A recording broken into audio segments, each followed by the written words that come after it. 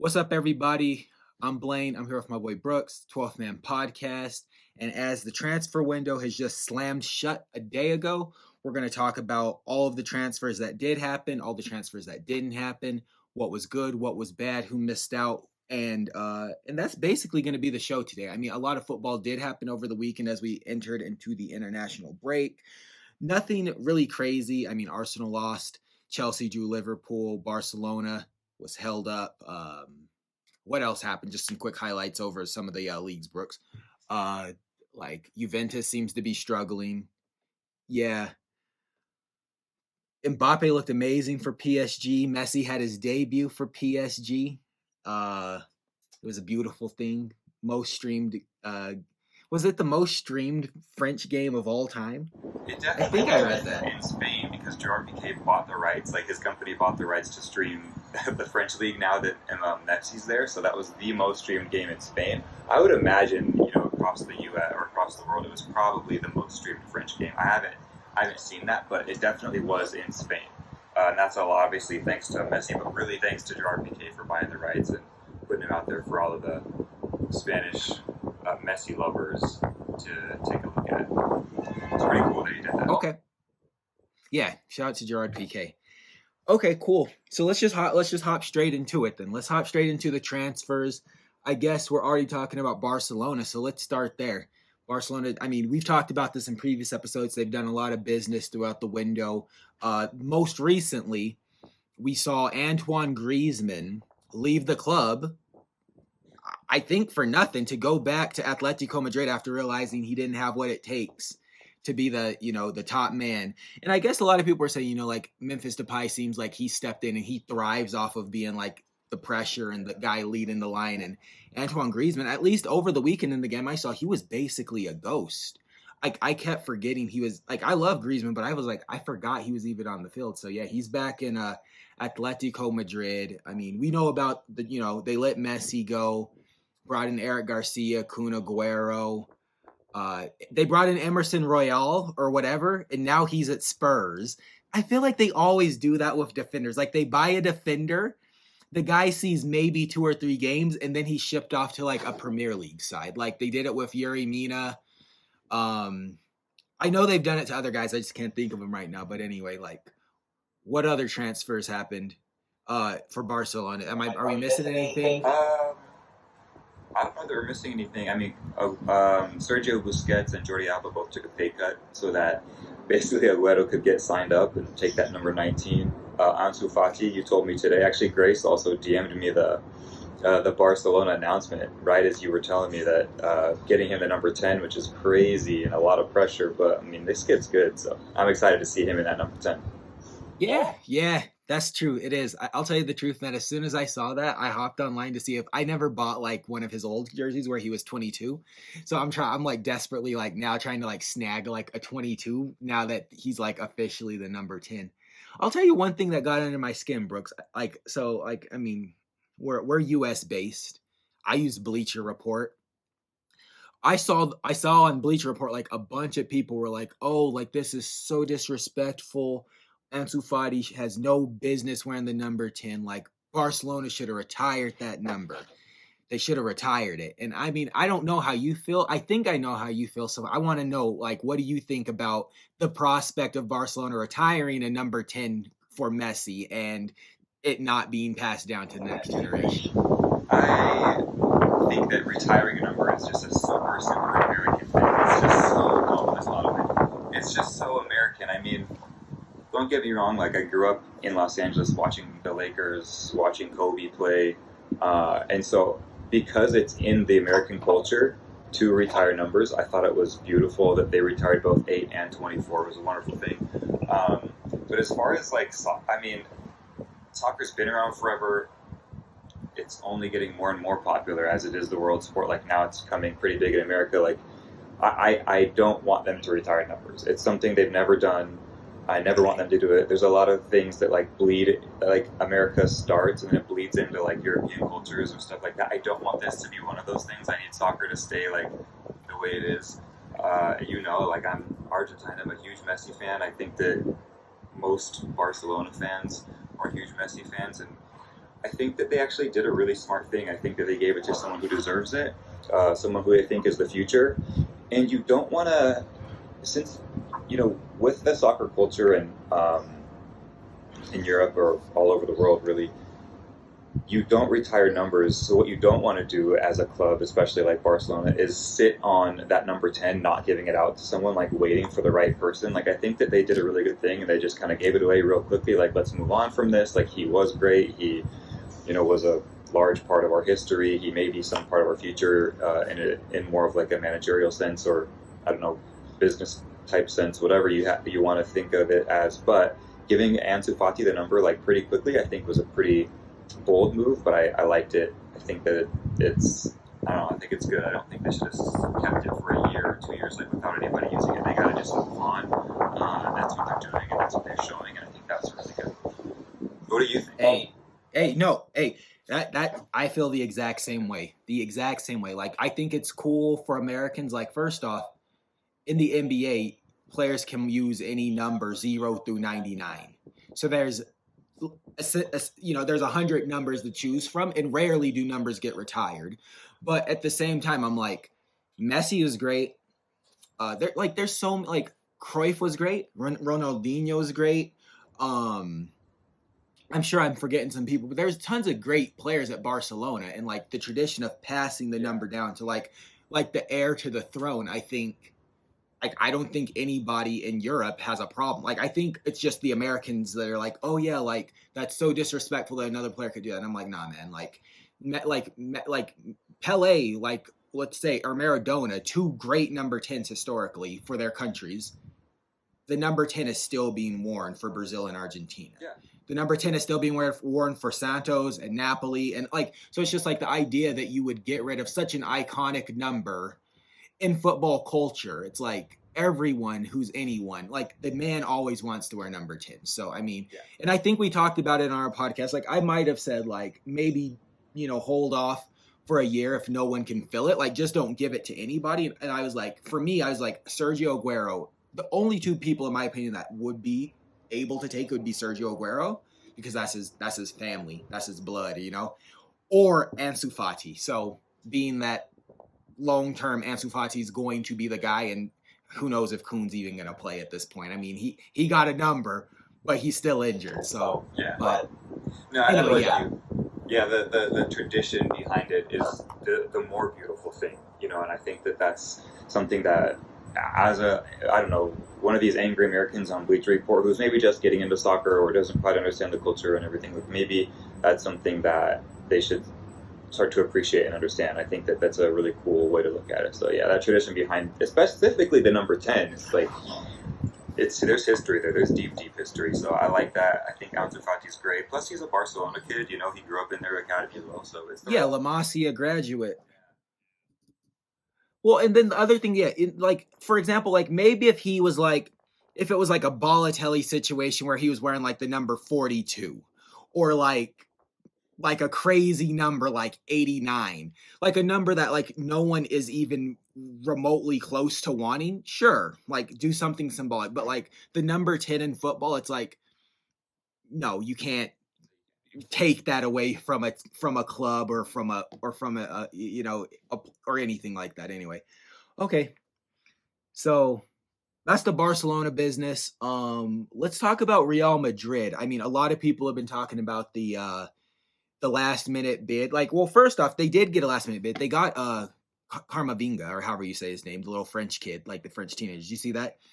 But the big French they wanted was Kylian Mbappe. Made a lot of bids for him. PSG stood firm. What's your take? Like, what's your take on the whole saga? Mbappe saga. Yeah, so from the reports that I've heard is that Madrid was ready to go up to 220 million, and PSG still said no. So, which, I don't know who, one of my friends texted me and was like, they're going to be in a Barcelona shoes if they keep this up. And they're not. They're backed by, they're not. So, no, dude, they got stupid money. Yeah, they got 200 million is nothing to them. But we, right before this phone call, you and I talked like, I mean, if they're not willing to take 220 million for a guy that they're probably going to lose for free, if they in fact do lose him next year, why wouldn't they just pay him that much or more over the next few years? Like, if money really talks, which I mean, it really does. We know that he's a huge Madrid fan. We know that he's wanted to go there since he was little. He had the posters up, whatever. But there's something about being like the king of your hometown club, like your city where you grew up and raised in, and having Messi there, and having Neymar there, and having you there. It's just they have a incredible team. We said that he was going to stay for at least this year. He did stay. Yeah. I hope he stays longer. But maybe they win it all this year and they're like, all right, you're out of here, you can leave or whatever. But I mean, I kind of hope that he signs an extension and then Madrid pays for him later on. But I don't know. I'm just glad he's here for this year so that we can see him with Messi, Neymar, see what they can do this year. It's going to be something special. So aside from that, yeah, I mean, Madrid still did some pretty good business. I mean, a couple of transfers, but that Camavinga kid is good. Yeah. Camavinga. I mean, obviously we talked about they got David Alaba.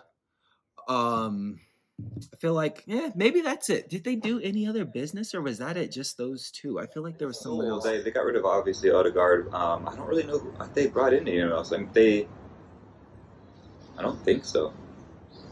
Yeah, maybe it was just those two. Okay. Because we heard they're gearing up for a big.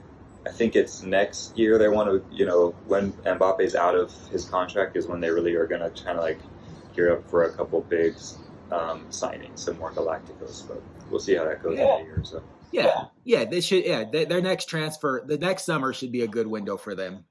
Knowing that they had the ability to, pay over $200 million for a player that they might, but probably won't, but could get for free. I mean, they could go get Haaland with that. They could go. I mean. Yeah, like Madrid's looking good. Like their trajectory, like their trajectory, and in my opinion, now Barcelona's trajectory is looking pretty good. It was surprising.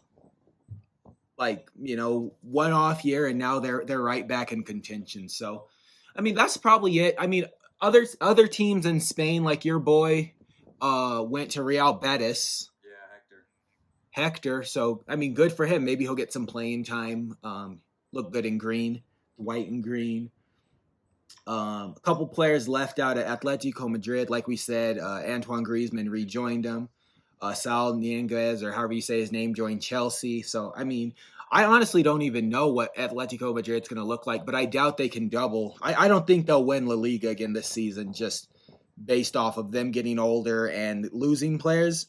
But, I mean, I don't know if you have thoughts there. Yeah, I mean, it's just kind of the same thing every year. It's like, they're kind of like the Dortmund of Spain. It's like they buy well, they sell well, and then they continue to still get results every year. So I wouldn't be surprised if they won it again, or at least took a trophy home at the end of the year. But they're always going to be exciting to watch. I don't know. I think Griezmann's going to bring a lot. It's one of those coming home things, and I mean, I like him. I like him, especially on the French team. He just didn't perform with Barcelona, whether that was the system, whether that was him, whether that was, I don't know, something mental, or it's just tough to play there. I don't really know what it was, but he didn't perform as we know he can do both internationally and with, obviously, Atletico Madrid. So it'll be good to see him back. Hopefully he can get back to where he wants to be. And this was probably a smart move for him to try to get some confidence back and some better playing back before the World Cup. So. Yeah, really smart move. Yeah, smart move. Nothing negative to say. I'm with you. Like I'm a huge Griezmann fan. Bought a few Barcelona Griezmann jerseys. It didn't work out, but going back to Madrid, that's never a bad move. It's never a bad move. It's just unfortunate that like you weren't there for them to win their championship, and now you're back there, and it's like the other two teams have gotten more competitive, but it's still a three horse race. So. Yeah, and it's still, I mean, he still got that move. Who wouldn't want to play for Barcelona? It was probably a pretty good experience still. But. And the payday. You can't forget the payday. He got paid. Yeah, the big losers here are Barcelona. They paid, 130 something for him, and they sold him back for like 30. Yeah. And gave him like 80 million euros in the process. Yeah, I don't know how much they made off jersey sales, if anything, but... just another show of bad business. Like, he's good. I'm not saying to keep him, but I'm just like, he's good. It's just like, why can't you get it out of him or a couple of these other players that, you've hit. I hope that Aguero can come and kind of knock it out of the park for them a little bit. I just want their players that they're signing to start to, I don't know, play better, I guess. Okay, let me tell you this. So let's switch gears. Let's leave Spain. Let's go to Germany and talk about what happened over there. And this is what Barcelona, they're a great club. Yeah. They need to follow the Bayern Munich model. Look at what Bayern Munich did. Okay, they were successful. They lost their coach. They went out and got Dio Upamecano. So they signed Dio Upamecano. They signed Marcel Sabitzer, arguably the two best players for RB Leipzig, and they signed their coach. So they're like, we're getting these two players we want, and to ensure we get the best out of them, we're just going to bring their coach over to the team as well. Like, there's no question about the players on Bayern Munich playing well. So it's like, if you're Barcelona, it's like, okay, the players we have here are performing. We'll go get Antoine Griezmann. Why don't we just get Diego Simeone while we're at it? You know, why not just bring, we got the coach here that's like always in contention, give him better players, bring players that he's good with, plug them in. And now, we're doing like, I mean, if you're going to pill for players from the rivaling team, you may as well get the coach that's getting the best out of him in the process. Why roll the dice with Ronald Koeman, who's, I mean, it's looking like he's turning things around, but it's like, get the coach too. Take the coach. Bring the coach. Like, he wants to win too. He'll come. Money speaks. We just said it. Money speaks. Anyway. And he's proven. I mean, he's done it with a lesser squad that not only in Spain but in Europe. I mean, he missed it by one game, but yeah. Oh yeah, when he made it to the final. Yeah, and that's the thing, man. I'm like, for me, I mean, and I don't want to turn this into that, but like, for me, like, I feel like the coaches that are like doing it with like the lesser squads, like those are the coaches that I like, because it's like you just give them better players, and all of a sudden it's like, okay, game over. Like players that are like whoever's coaching West Ham. Well, I guess it's David Moyes, and he had Man U, and it didn't work out. But like, still, like, give those guys a shot. I guess sometimes it doesn't work out. Who's that Italian person? And that's another thing. Like, to maybe switch gears a bit, like Pep Guardiola, like what would he do with an Arsenal squad or with a, I don't know, Atletico Madrid squad? Because that he goes in and I mean, it's not that he's a bad coach. It's just that he has a plan and he knows what he needs to, for a goal or an objective, and he knows what he needs to achieve that objective. And what he needs are specific players that fit that mold. It's just that they cost him hundreds of millions of dollars. But yeah, I mean, he has, so much money at his disposal to kind of buy whoever he wants. And I would just wonder what he would do, or what Diego Simeone would do, with the budget that Pep has or something like that. It would be absurd. Well, and that's the thing, man. That's why, I mean, you're talking Pep Guardiola, and you're saying he's a luxury coach that probably couldn't do it with his back against the wall, and like he had to work with a squad that was there. Like, and you can't go out and spend $60 million on this defender and $50 million on this left back. But it go back to Jose Mourinho when he was out here doing it big with Porto. Jose Mourinho did it big with Porto. He did it big with Inter. He almost got Tottenham a trophy, and I feel like he would have if they didn't sack him right before the FA or was it I think it was the FA Cup final. I don't remember. Or was it the Carabao Cup? But they okay.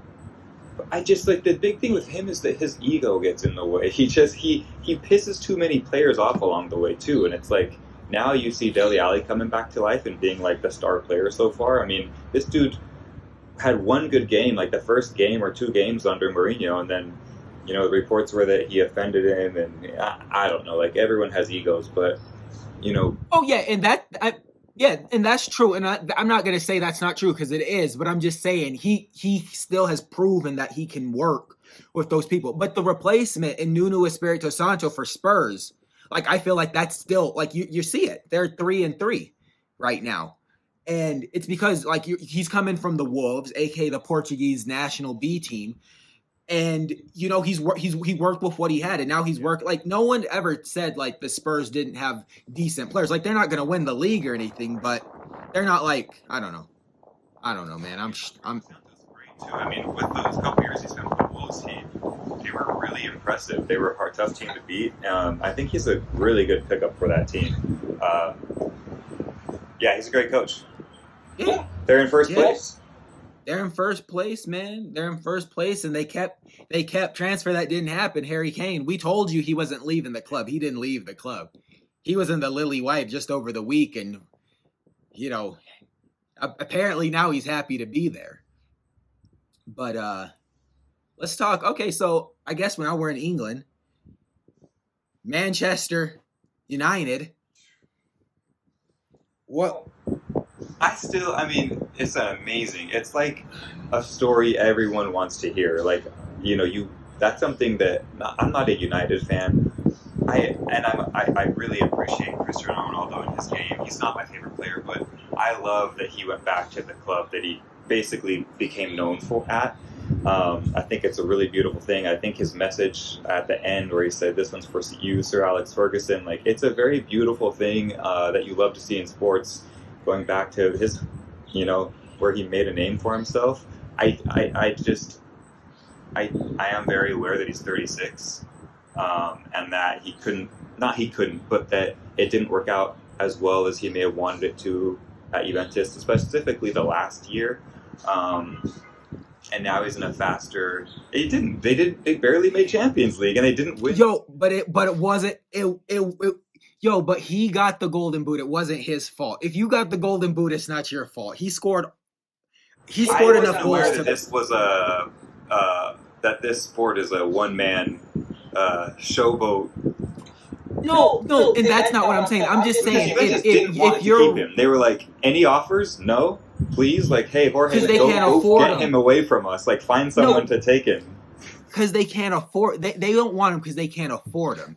It wasn't the production. It's not a one-man sport. What I'm saying is, like, if you got, like, this is the same thing I've said about Harry Kane, and I'll say it about Ronaldo, and I say about any other striker. Like, if you score 25 plus goals a season and your team is struggling, it's not because of you. And I didn't say it's because of him.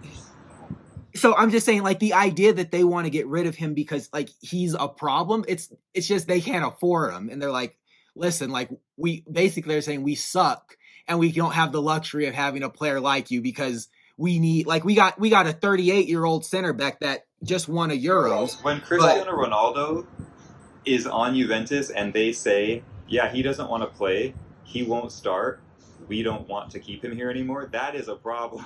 That doesn't mean that's a Juventus problem. No, that's a Juventus problem. That's him saying, I know that this team isn't worth it, and I don't want to be here. And they're like, well, if you don't want to be here, we don't want to pay you. Like, that's how I interpret it. I interpret it as, like, if he wanted to stay and he wanted to play, they would have been more than happy to accommodate that. But him saying, like, listen, I'm looking like last year sucked, you guys suck, and I don't want to be, like, basically he was in a Harry Kane situation, and he just had the balls to say, get me out of here. Whereas Harry Kane didn't have the ability or the fortitude to say, get me out of here. That's what I'm saying. No, I don't know if you agree. I agree, but also Harry Kane didn't cost $25 million.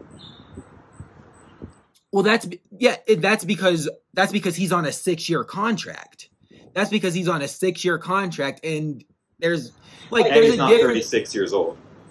Well, yeah, he's 28 or 29, and he's on a 6-year contract, and he was going to be going to another club in England. A known club in England, like a known rival. And yeah, I mean, there's certainly a difference. Yeah, like the 30 million. Yeah, like that's extremely low. But again, like you said, yeah, he is 36. Hey, I would have paid 25 million for Ronaldo. It doesn't matter his age. I'm just saying it's a faster pace. It's not going to be the same Ronaldo that we saw in the mid 2000s. Of course, yeah. I agree. I agree wholeheartedly. He doesn't humiliate people like he used to. He sits up in the box and waits for. What's going to be great for him is that he has a Bruno Fernandes, that he has a Paul Pogba, that he has that squad that can get him balls in the box. That he doesn't have to crave for himself as he used to do. When it was one of my favorite times in English soccer. It went from Arsenal being invincibles and Thierry Henry and amazing, to then Man U and having Ronaldo. Like, it was just such a great era of watching soccer.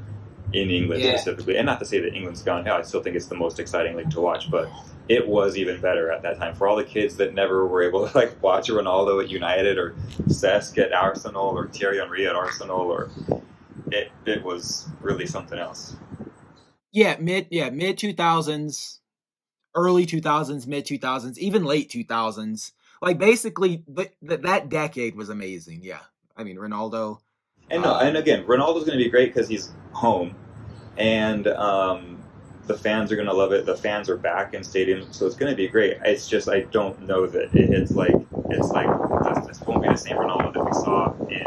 Okay, let me ask you this. Because I'm going to be honest with the people. I don't like your tone. I don't like the way you're talking about CR7 right now. No, it's the truth.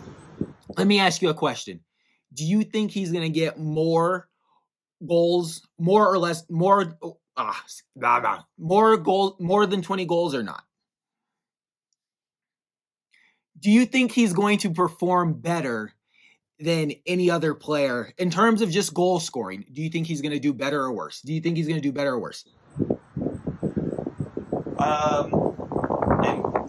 Any other player on United or in England or in England? In England. Yeah, like, is he going to score more than Romelu Lukaku? Is he going to score more than Harry Kane?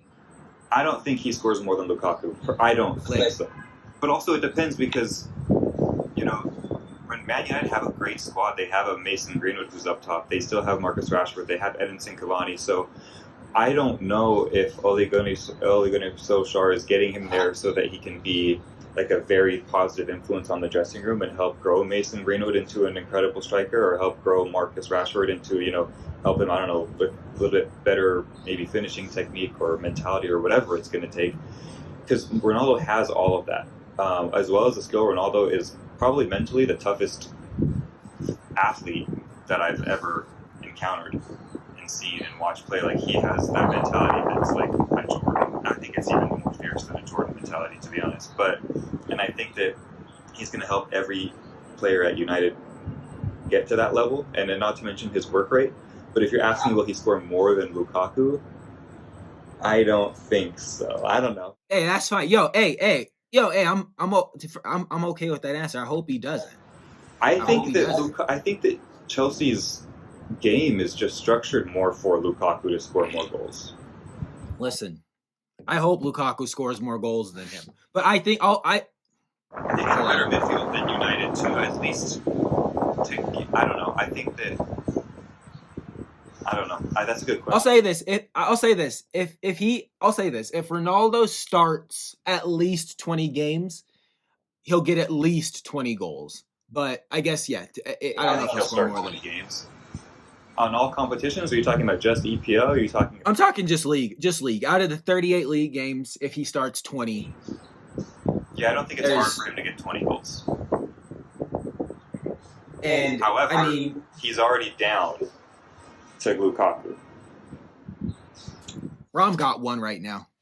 But yeah, and I guess if Rom scores more than him, I would be thrilled, because for the record, I'll show my bias. I want Romelu Lukaku to win the Golden Boot. I want him to score 30 plus goals. Yeah, but all I'm saying is, like, if Cristiano comes in at 36 and can score 20 plus goals in 20 starts or more, compare that to any other striker like Mikel Antonio, Calvert-Lewin, Danny Ings, Roberto Firmino, Salah, all these other guys. Like, all I'm saying is, like, if he can outscore the majority of the strikers in the EPL or forwards, I don't want to hear anybody say anything negative about him losing a step, because he's got 10 years on a lot of these guys. Well, first of all, scoring goals has nothing to do with losing a step. Second of all, he's still at 36 better than Danny Ings ever will be, better than Firmino, better than you're naming all the wrong people. And I'm not saying that he's a terrible player. I'm saying he's not going to be the explosive step overs, make you look like a fool, sit you down like he used to do 15 years ago. Yeah. Okay, I think everyone agrees with that. Yeah, that's not his game anymore. He doesn't play outside. He's been able to adapt, which all great players do, into, being able to be a little bit more of a poacher. The problem that I wonder what's going to happen is when there is a penalty, because Man United gets them all, who's going to take that? Is it Bruno? Is it him? Is it Paul? Who's going to be taking those penalties? If he's taking the penalties, he's going to have more than 20 goals this season. He's going to have 25, 27 goals this season. I hate you. Why do you even bring that up? I know, but why we got to talk about Ronaldo with the penalties? Why you got to bring that up? Let's not include because when you have stats, no one says, "Well, this was a penalty." No, it's still a goal. So I'm just saying, if he's the designated penalty taker, he's going to have more than 20 this season.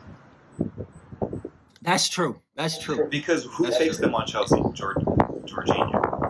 Jorginho, and he had 7 last season. All 7 goals are pins. And it's not going to probably be Lukaku taking those. I doubt it. I mean, we'll see though. Fernandes is taking the penalties at Man U right now, and people gave him a lot of flack saying that he was a penalty merchant. I mean, I don't know. For the record, I don't think there's anything wrong with scoring a penalty. I've seen players. Mbappe missed a penalty in the Euros. I don't think a penalty is an easy goal to score. It's not an easy goal to score, first of all. Second of all, I don't care if it's a penalty or not. It's just that I think you're on those Facebook or Instagram posts where it's like Messi all of a sudden. And then so, I had to go to the stat book and bring out the fact that even though Messi had played longer in La Liga, during the small time that Ronaldo was there, he scored more penalty kicks and took more than Messi did. I have nothing to say to that.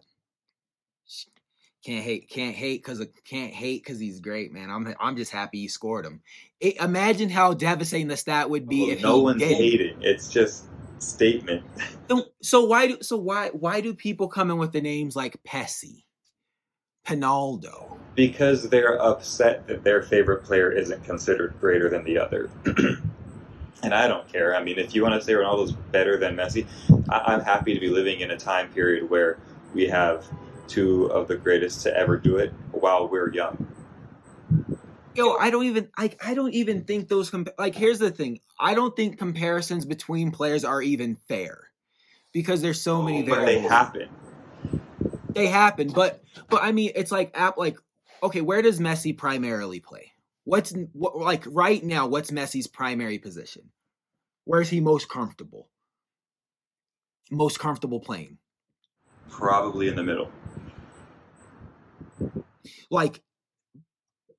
Primary striker or behind the striker? So, okay, I guess long way I'm saying they don't play the same position. Number 10 is where he's more comfortable, I would imagine, playing. Yeah. So I'm saying they don't play the same position. Their roles are different in the team. So it just drives me crazy. It's you can't compare. Anyway, I'm not even going to get into it. I'm not going to get into it. I never slandered. I don't know how this got to a comparison. Oh, it shouldn't have. It was you asked me if I think he'll score more goals than Lukaku, and if he scores the penalties, then he will. If he takes the penalties, then yes, he will. If he doesn't, if it's a Bruno Fernandes taking those penalties, then I think it's going to be pretty tight, but I think Lukaku will probably score more. But I don't know. I mean, Ronaldo came to score goals. That's what he's there for. He's there to score goals, and I guess I don't know where this conversation went. All I'm trying to say is I think it's because Ronaldo fans, you got offended that I thought he might not score 30 plus goals this season. No, I said 20. I said 20, and I did take exception. 20 he'll score. I think he'll score 20. I think I took exception to you saying that he's lost a step and not realizing that you meant, obviously, when he was at Man U playing on the left side, cutting in, making people look crazy, versus where he is now at 36. Yeah, there's an adaptation. So I took exception because I thought you were trying to slander or trying to disrespect him because he's adapted his game. But no, I would never do that. I'm stating a fact that he's not the same speed demon racing Bugattis that he was in 06, 07, 08. And it's again, it's great to see the adaptation. Same thing with Messi. He's more of a creator a little bit now than he was in his, the beginning years of his game. But I love to see the adaptation that they take, or the evolution, I guess, of their games. And again, Ronaldo will still score. I think he will still score 20 goals this season. Yes. Yeah. Okay. So I think I'm fine with that. I am Just fine a different way of doing it. He won't be starting it 30 yards out, beating 3, 4, 5 people, leaving a couple on the grass with broken ankles and hurt. No, he'll be finishing chances in the box. He will finish every chance he gets in the box. Yeah, because right now, one thing that I don't think United has is someone who is a dominant header in the box. Cavani is okay, but he makes the difficult look easy, and the easy he just can't convert. So Ronaldo's going to be the guy that can convert all of those, whether they're in the air. He's going to always win every aerial duel, especially even at the age of 36. And obviously he'll be able to finish off everything in the box when it comes to his feet. So he's still the best finisher out there, especially in England, especially when you compare him with Timo Werner. But yeah, he's the best finisher out there. So he will get 20. I don't know if he'll get more than Lukaku if he keeps performing at his level. Which is fine. No, I don't think that's a fair expectation. I think 20 goals for a 36-year-old is a great expectation, and he'll still outscore who might not play every game, and who will still outscore the majority of, let's say, 27-year-olds. Yeah, exactly. Young, primed strikers. So because you also got to understand, again, going to the best team last year in England, maybe the top 4, City didn't have a striker, as we know. Aguero barely played. Yeah. Chelsea had no way to rely on Timo Werner. United had Cavani, who's a true striker. I mean, really the truest striker is Aubameyang, who did 10 last season. So. Oh, did he do? I don't know what he did, but true striker back in England. I mean, Harry Kane, I guess, was a better example, but yeah. Well, I mean, speaking of Man City and their lack of a striker, they didn't sign a striker. And their only real striker, Gabriel Jesus, I'm pretty sure he's now a winger. He's a winger. I don't think he's a striker. Well, dude, so have you been watching him? The first 3 games of the season, he's killing it on that right wing. It's like why have you been trying to play him as a number 9? He's clearly a right winger. He's thriving on the wing. And the guy that they had playing on the wing, Fernan Torres, is doing an okay job playing striker. Is doing striker things, yeah. Like Ilkay Gundogan was doing last year. He was their top scorer coming out of the midfield. So, I mean, I hate to say this, but I think Man City, I mean, I guess no one disagrees that Man City is going to be okay, but I think they're going to be just fine. I think they're going to be just fine. To be honest, I do think Manchester United has a very good chance at winning it, especially with what Ronaldo brings, not just on the field, but mentally and emotionally. Yeah, I agree. So for me, there's 3 teams that are in the running. 2 of them are blue and 1 of them's red, and it's not Liverpool. So, and it's not. I mean, that's it. It's City, Chelsea, and United. That's the league's going to one of those 3. Yeah, I guess the 4th spot I would choose would probably be Liverpool, but. Bro, they couldn't beat a 10-man Chelsea. Yeah, but Chelsea, you have them as probably winning the league too. I'm saying Liverpool will finish 4th, I think. Oh, gotcha. Okay, no dispute there. Yeah, they'll finish 4th. Yeah. I mean, Leicester doesn't have the depth. West Ham doesn't have the depth. Spurs don't have the depth, and they can't. I mean, I respect Nuno Espirito Santo, but this run, we're 3 games in. Talk to me at Christmas. It's not. See me on the 25th. So, and then Arsenal. I mean, we don't even want to talk about Arsenal, but I don't know, man. I don't know. I don't think Arsenal. I think Arsenal finished top half of the table, but not. Yeah, I think top half is realistic. Yeah. Nothing more than 8th again. I would be surprised if they made it into Europa League. Yeah. That would be a nice, yeah. You got Leicester looking good. Spurs. And yeah, that other London team. I will hope that Crystal Palace is the best team in London at the end of the year. I would Patrick Vieira. Patrick Vieira and Wilfred Zaha. I want to Zaha. see him in Europe. Oh, dude, he should have joined. Dude, he should have joined Arsenal like 2 seasons ago, and he would have had a shot. That was an Unai Emery mistake. Is that what happened? Did Unai Emery tell him not to come, dude? I wanted him to leave so bad. Pepe, Nicolas Pepe. Oh, got you. Okay. Well, I guess he was probably cheaper too. Maybe younger also. I think he was a bit younger, but they paid 72 million for him. I like Pepe though, man. I like Pepe, especially on that right wing too. He can cut in. Yeah. But anyway, yeah, how you feeling after the Ronaldo talk? You okay? No one is offended. No one's talking dirty. He's amazing. I thought you were talking dirty about my man, and I took exception, but we're good. We're good.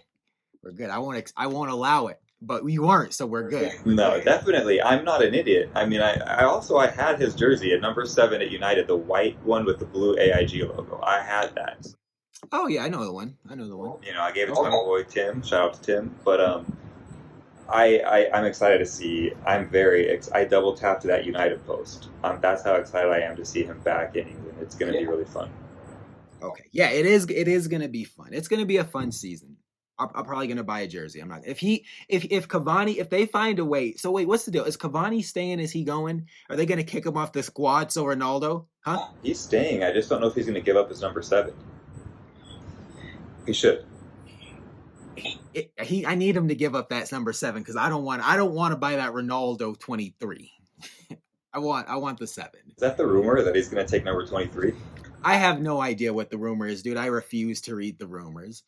Like I'm not doing a comparison, but I think Messi looks cool in 30. Like the PSG 30. Like personally, I think 30's cool, dude. I think it looks cool. Like Neymar wasn't going to give up the 10, but he offered, but he probably was like, yo, I'm not really going to do it. The 30 does look good. It's just weird to see him in PSG still. It's just so weird.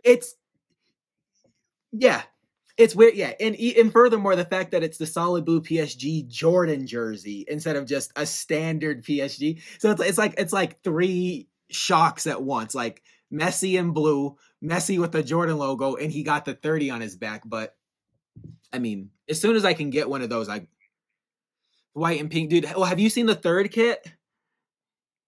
It's all black with like a little bit of maroon, and like the PSG logo is just like in the center.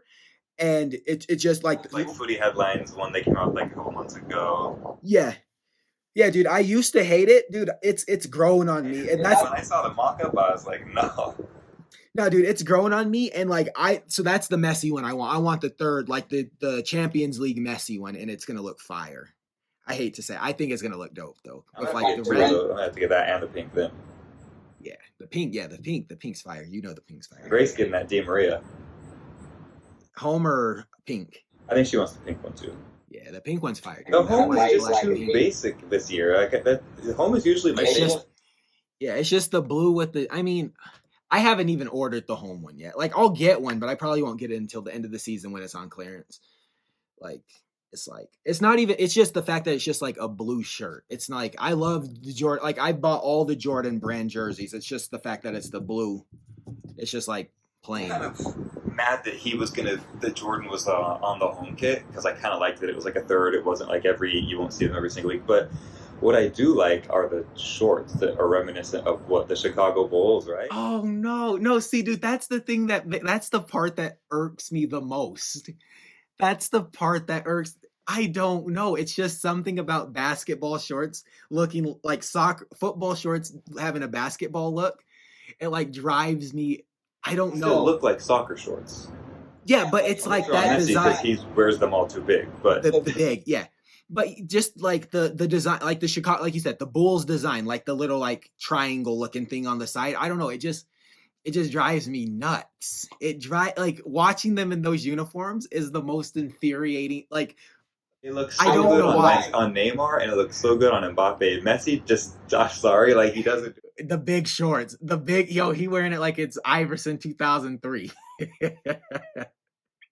But I just think it's like, I mean, we talked earlier about like tradition and history and like culture, and I think that that's what I like about it. It's like, okay, well, this is clearly a basketball brand, no confusing that, and so they brought a little bit of their spice to, and no one would know unless you watch the Bulls. I don't even know if the Bulls still look like that. The shorts. I haven't seen a Bulls game since 2000. Yeah, they still have a variant that has like that same cut. Okay. I just think it's cool. I thought it was cool that they brought that to the shorts, and it probably went under the radar for a lot of just soccer fans. But it's a cool little nod, and I like the nods like that. I think it's cool. Yeah. Okay, I'll concede. I respect the design. I respect it. I'm like it's the same way like for the Chelsea home kit. Like I respect the design for the Chelsea home kit, but it drives me crazy, and I hate. There's nothing to respect. Oh, dude, I talked to some other people, some kids on my team. Like they're like, "Yo, that Chelsea kit is the coolest kit I've ever seen. How do you not like?" Yeah. Okay, then the Man City fans are gonna say the same thing about the Puma. So maybe that's what it is, dude. I'll always keep it 100% honest, dude. If I see an ugly kit, I might buy it, but I'm still gonna tell you it's the ugliest thing I've ever seen. I just think the first year, maybe 2 years that Nike made the Chelsea jerseys, I was like, dang, they look so good because they were Nike, they were simple. They were just blue shirts, bro. Blue shirts with accents in them. And even like this is way off, but even like baseball this year, I just think that Nike, the check alone swoosh makes some it just like it steps it up so much. And I'm just saying, like, even with the baseball jerseys, just see the little Nike check, it just looks better. So I just think that those Chelsea ones look so bad. They're just too over designed. Yeah, I agree, dude. Yeah, like the Dodger home, the Dodger away, just that blue. Yeah, even dude, for real. Like the Nike has me feeling like I want to buy a Yankee jersey. I would never wear a Yankee jersey, but it's like, yeah, I agree. Like just throwing the check on there makes it look. And now we sound like Nike fanboys, but like, but I am. I mean, to be honest, I'm gonna say it right here. Like, I mean, I don't even wear Nike on a daily basis, but when I'm playing any sort of act or running or whatever, like, and even here in New York, every New Yorker, I will just say, every New Yorker are Nike. It's a Nike city. And so when the Yankees picked up that, or the whole MLB picked up the Nike contract, but they look so good with that pinstripe and the Nike check on it is great. It's facts. It's facts. It's a thing of beauty. It's a thing of beauty. All right, man. Let's get this show back on the rails. I kind of derailed us a little bit. We're talking transfers. And I think the last transfer we got to was Ronaldo. We both agree that's a good business. That's good business. Daniel James. Oh, I think this is what it was. Daniel James is leaving. So I think they're going to give Cavani Daniel James' number, and then maybe Ronaldo can take Cavani's number. But you gotta understand that this is you're wearing someone else's number right now. You're wearing someone else's number, dude. He was here before you. Like, he's come home, bro. It's like, I was on vacation, now I'm home. You gotta get up out my bed. All right, bro. Well, what other transfers happened? So we talked PSG, we talked Bayern, we talked did Milan do any business? AC Milan, they do anything? Olivier Giroud. My man. Yo, shout out to Olivier Giroud. Okay. I was gonna say, what? Anything else?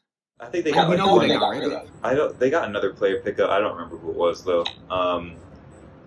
I know that Inter picked up Joaquin Correa, so they have a Argentine partner for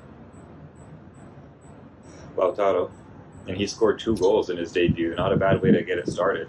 Tammy Abraham, though, he scored 2. He's had I know this is a transfer, but he's had a great start to his Roma career. So dream start. Yeah, we are both very happy and pleased, dude. I'm just mad that Serie A is not on ESPN anymore.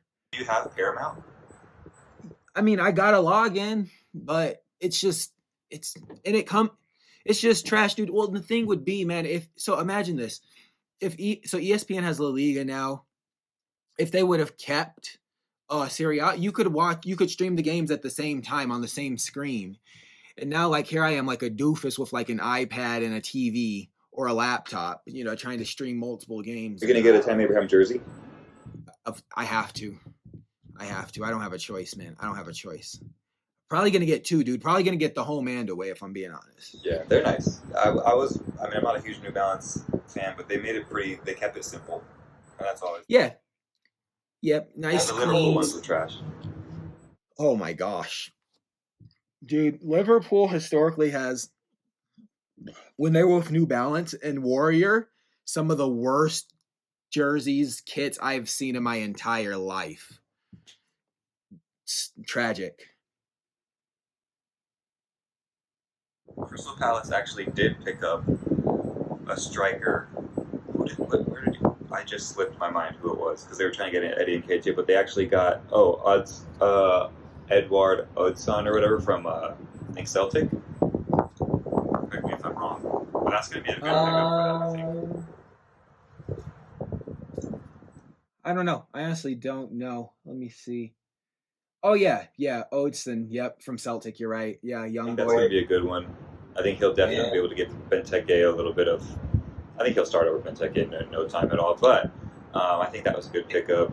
Obviously, a last-minute deal for Arsenal was a right back, which I don't know why. I mean, not a lot of fans love Hector Bellerin lately, and I get that he wasn't in his prime after that injury, but I still think he's better than Caleb Chambers on that right wing any day. But hopefully, this Japanese international, I can't pronounce his name. I don't want to butcher it, but I'm excited to see what he can bring. Yeah. Yeah, man, I'm hopeful for your boys. Again, yeah, I'm with you. I have no idea who that Japanese player is, but hopefully he can bring it. Hopefully he can bring it, dude. I'm rooting for them to, turn it around.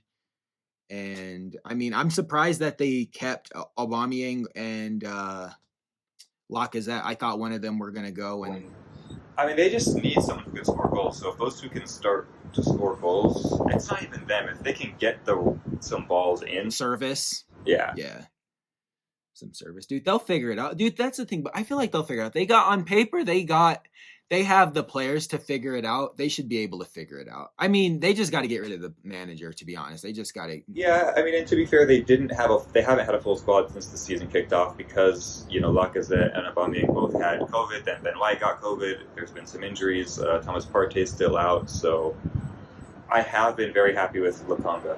Albert Sambi Lokonga is looking really good for his age. Yeah, I like him. That's a good pickup. Yeah. Yeah, I remember watching him play and thinking he had a really good game. Even Smith Rowe looked good. Yeah. Obviously, Saka's amazing, best player on the team, in my opinion. Yeah. And dude, Martin Odegaard, he'll bounce back. I mean, he's beautiful to watch. Like he's kind of like an Ozil, where it's like, oh, every move he makes is still he makes the right passes. Yeah.